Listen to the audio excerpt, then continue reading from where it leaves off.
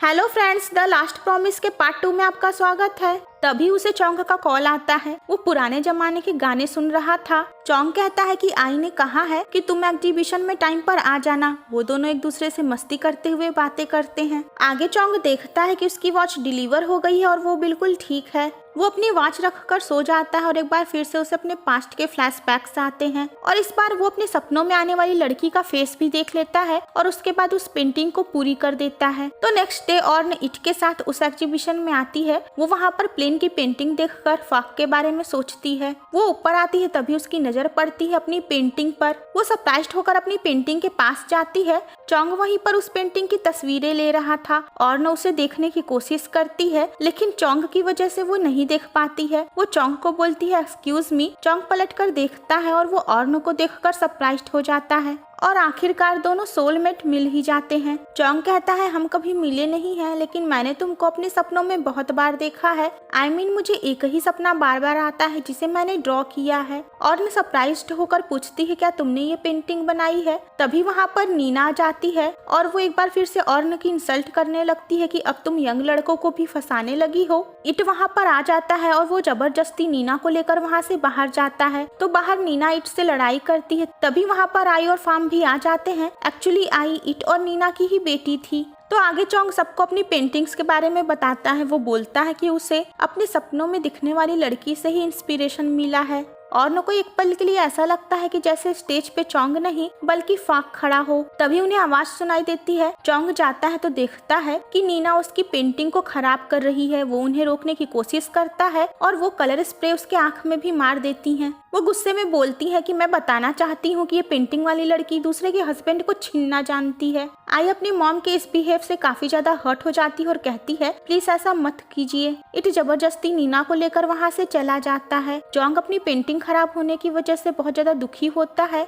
और न उसे देखती है और उसके बाद उसके चेहरे पे लगा हुआ कलर पोंछती है। उन दोनों के करीब आने से एंजल्स अलर्ट हो जाते हैं और तभी वहाँ पर लाइट ऑन ऑफ होने लगती है। वो दोनों भागकर बाहर की तरफ जाते हैं। एंजल थेवा ऑर्न को चोंग के पीछे जाने से रोक देता है और फिर वो एक आदमी की तबीयत खराब कर देता है जिसे दौरे आ जाते हैं। ऑर्न चिंता में उस आदमी को देखने लगती है। तभी वहाँ पर चोंग भी आ जाता है। वो बोलता है कि इसे हॉस्पिटल ले जाना होगा। वो दोनों उस आदमी को हॉस्पिटल लेकर जाने लगते हैं। थेवा शॉक्ड होता है कि वो इनको दूर करना चाहता था, लेकिन सब और भी पास आ गए। चोंग अपने दोनों दोस्तों को एग्जीबिशन संभालने के लिए कहता है और उसके बाद हॉस्पिटल चला जाता है। चोंग वहाँ पर उस पेशेंट के लिए काफी ज्यादा परेशान होता है तो ऑर्न उसे कंसोल करती है। इधर फार्म कहता है कि चोंग तो मेरी मॉम से कभी मिला नहीं, फिर उनके जैसी ही दिखने वाली लड़की की पेंटिंग कैसे बना ली। आई कहती है कि चोंग तुम्हारे इतना करीब है कि उसने तुम्हारा ही गर्ल वर्जन बना दिया। फार्म कहता है क्या सच में मैं उस पेंटिंग वाली लड़की की तरह लग रहा हूँ। वो मजाक करके आई को चीयर अप करता है। इधर चोंग और ऑर्न हॉस्पिटल से बाहर निकलते हैं। तभी बाइक पर सवार आदमी ऑर्न के गले में पहनी हुई लॉकेट को छीनकर भाग जाते हैं। चोंग उनका पीछा करता है। वो उनसे फाइट करता है और उस लॉकेट को ले लेता है। चोंग जब उस लॉकेट को लेता है तो उसे एक बार फिर से कुछ फ्लैशबैक्स आते हैं, क्योंकि वो लॉकेट ऑर्न को फाक नहीं दिया था। ऑर्न वहाँ आती है। वो काफी परेशान थी। वो चोंग को डांटती है कि तुमने इस लॉकेट के लिए अपनी जिंदगी ऐसे रिस्क पे क्यों डाल दी।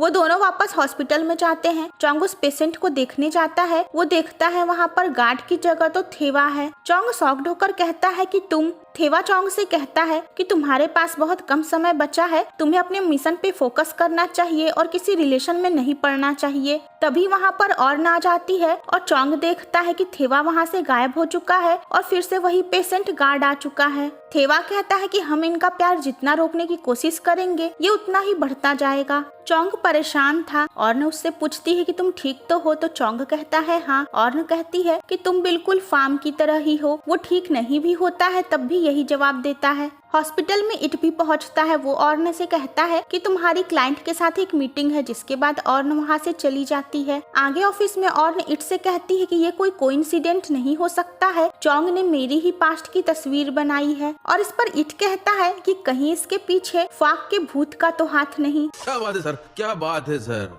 पर ऑर्न कहती है कि फाक मरा नहीं है, वो जिंदा है। इट कहता है तुम खुद से कब तक झूठ बोलोगी, अब तुम्हें सच्चाई मान लेनी चाहिए। आगे ऑर्न घर पर देखती है कि फार्म एक गिफ्ट रैप कर रहा है। फार्म उसे बताता है कि कल चोंग का बर्थडे है। उधर चोंग ऑर्न के बारे में ही सोचता है और सो जाता है। जब उसकी आंख खुलती है तो वो अपने आप को हेवन में पाता है। वहाँ पर उसे थेवा मिलता है जो उसे हेल और हेवन दोनों के बारे में बताता है, और ये भी कि वो उसका पर्सनल एंजल है जिसने बचपन से उसको देखा है। और उसके बाद उससे कहता है कि तुम्हें एक मिशन कंप्लीट करना है 24 साल के होने के पहले। चोंग कहता है मैं कल ही 23 साल का होने वाला हूँ। थेवा कहता है तुम्हारे पास बस 1 साल का ही समय बचा है। चोंग की नींद खुलती है तो वो अपने आप को अपने घर में पाता है। उसकी मॉम उसे बर्थडे विश करती हैं और उसे टेम्पल ले जाती हैं मॉन्क से मिलवाने के लिए, जो उसे अच्छे कर्मों के बारे में बताते हैं। वहाँ उसे एक बार फिर से थेवा मिलता है जो कहता है तुम्हारे पास कम समय बचा है, अच्छे काम करके जल्दी से अपना मिशन कंप्लीट करो। चोंग पूछता है क्या मैं मरने वाला हूँ, लेकिन उसे जवाब नहीं मिलता है। आगे चोंग अपने दोनों बेस्ट फ्रेंड्स के साथ जा रहा था, तभी वो देखते हैं कि एक टैक्सी ड्राइवर को 2 टैक्सी ड्राइवर्स मिलके मार रहे हैं। वो सब उस टैक्सी ड्राइवर को बचाते हैं। वो भागकर जाता है, तभी तीनों देखते हैं कि वहाँ से और भी ज्यादा लोग बेसबॉल बैट लेकर आ रहे हैं। तीनों वहाँ से बचकर निकलने के लिए सोचते हैं, लेकिन वो बुरी तरह से फंस जाते हैं क्योंकि दोनों तरफ से टैक्सी ड्राइवर्स का ग्रुप आपस में लड़ने के लिए बिल्कुल तैयार था। तो वो सब आपस में फाइट करना शुरू कर देते हैं। चोंग, फार्म और आई किसी तरह वहाँ से बच निकलने की कोशिश करते हैं, लेकिन तभी चोंग नोटिस करता है कि वहाँ के लोकल लोग भी इस फाइट का शिकार बन रहे हैं और घायल हो रहे हैं। तो वो उनकी मदद के लिए जाता है। फार्म भी उसकी मदद करता है। वो दोनों घायल व्यक्ति की हेल्प करके उसे बाहर निकाल लाते हैं, लेकिन तभी वो नोटिस करते हैं कि आई कहीं नजर नहीं आ रही है। एक्चुअली आई अभी भी उसी फाइट में फंसी हुई थी। वो वहाँ से बाहर निकलने की कोशिश करती है। वो जंप मार के दूसरी तरफ आती है तो चोंग सही टाइम पर उसे पकड़ लेता है और उसे बचा लेता है। उधर इट और ऑर्न भी न्यूज में ये सब देख लिए थे और उन्हें अपने बच्चों की चिंता हो रही थी, तो वो भी वहाँ पहुँच जाते हैं। पुलिस भी वहाँ आ चुकी थी। चोंग अपने दोनों दोस्तों के साथ सेफली उस एरिया से बाहर पुलिस के पास आ जाता है और उन तीनों को लेकर अपने पुराने घर जाती है। तो चोंग वहाँ पर फाक के रूम में चला जाता है और वो पुरानी तस्वीरों को देखता है। तभी वहाँ पर ऑर्न आती है तो वो उसे सॉरी कहता है। ऑर्न उसे फाक के ही पुराने कपड़े पहनने के लिए देती है। आगे ऑर्न फार्म को डांटती है कि तुम्हें अपनी जिंदगी ऐसे खतरे में नहीं डालनी चाहिए थी। तो चोंग कहता है ये मेरी गलती थी, मैं ही उन लोगों की हेल्प करने गया था।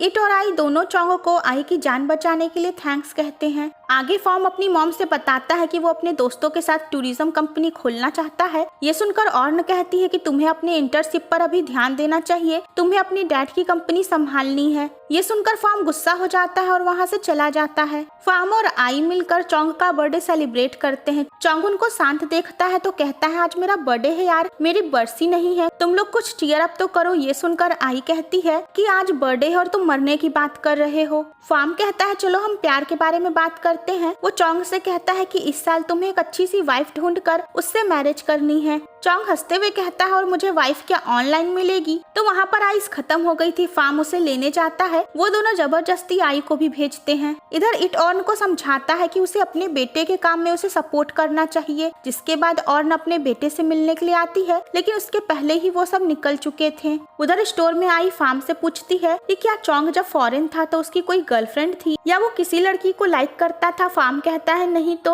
वो पूछता है तुम ये क्यों पूछ रही हो, कहीं तुम चोंग को लाइक तो नहीं करती हो? आई कहती है नहीं ऐसा नहीं है। फार्म उसे टीच करते हुए मजाक करता है कि तो फिर तुम इतना शर्मा क्यों रही हो? अचानक आई की तबीयत खराब हो जाती है। वो कहती है मुझे घर जाना है। उधर ऑर्न फार्म के वापस आने का वेट करती है। चोंग उसे अपना बर्थडे केक खाने के लिए देता है। वो उसकी क्रीम हटा देता है तो ऑर्न कहती है तुम्हें कैसे पता मुझे क्रीम पसंद नहीं है? चोंग कहता है मुझे बस ऐसा लगा। चोंग को पता चलता है कि फार्म तो आई को छोड़ने के लिए उसके घर चला गया। जिसके बाद ऑर्न कहती है कि अब मुझे यहाँ से निकलना होगा। वो जाने के पहले चोंग को बर्थडे गिफ्ट के रूप में हाउस की देती है, जहाँ पर वो सब अपना ऑफिस खोलना चाहते थे। तो फ्रेंड्स इसका नेक्स्ट पार्ट देखना मत भूलिएगा।